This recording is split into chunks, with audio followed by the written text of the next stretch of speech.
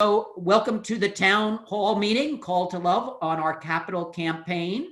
Our agenda is for me to share a little bit in a moment our vision for a congregation. Then we're going to have some guest speakers. I can't be more excited about the dynamic future, not just past and present, but future that God has for us. 2020. I went into this year thinking this was a time of clear vision. And suddenly COVID hit and it seemed to get blurry. But as I've thought and prayed about it, in fact, what's happened during this COVID time is our vision has been enlarged. Ginny and I have been members of St. Gregory's for over 30 years. However, until this past December, our view of the church was that it was a nice place to worship for an hour or two on a Sunday. When in December, Father Andrew approached us about the capital campaign, we did not have an appreciation of what happens during the other 6 days of the week. We learned that there are over 90 ministries that the church serves. Yes, we did know about the mission in Haiti and the support for a diocese in Madagascar. We also knew about Family Promise. What we didn't know was the scope of outreach that this church has in the community.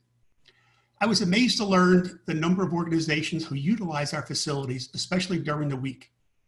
These outreach programs are vital to the community. Having the ability to serve more organizations by increasing the flexibility of the parish hall is, in our opinion, one of the pillars of this project.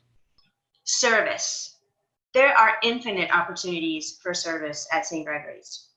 One of my core values in life that I want to teach my children is to love and to serve. I believe we are here to love and to serve. And we've been able to participate with Meals with Meaning, which is just one of the many ministries here. And imagine that during COVID, we were given the amazing opportunity and gift to volunteer our time in person to serve our community during COVID. So this brings me to the capital campaign. So when I'm asked the question, why do you contribute to the capital campaign? The answer is simple. It is because St. Gregory's is my spiritual home and that of my children. It is our spiritual home. I'm very excited to have the chance to speak to you today about St. Gregory's Youth Ministry. It is imperative, now more than ever, to have a ministry which gives young people a positive and strengthening influence. Young people have the right to learn how to deal with the demands and stress of today's world with God as their guide. One way to do that is by renovating our youth room. On behalf of the St. Gregory's Youth Group, I humbly ask you to consider us and what a donation to our ministry would mean. This is our calling. It's urgent. It's compelling. And the truth is, we can do this. Since February, if you remember, back in February, we announced we had raised almost $3 million towards our goal. I'm happy to report that we're now at nearly $4 million.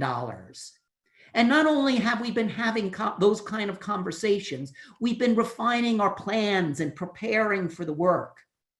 And here's another piece of good news that tells me we can do this. That commitment of nearly $4 million comes from just over 40 families. We've only connected and asked 10% of our membership. There's still 89% of our members who haven't yet had the opportunity to respond to this call.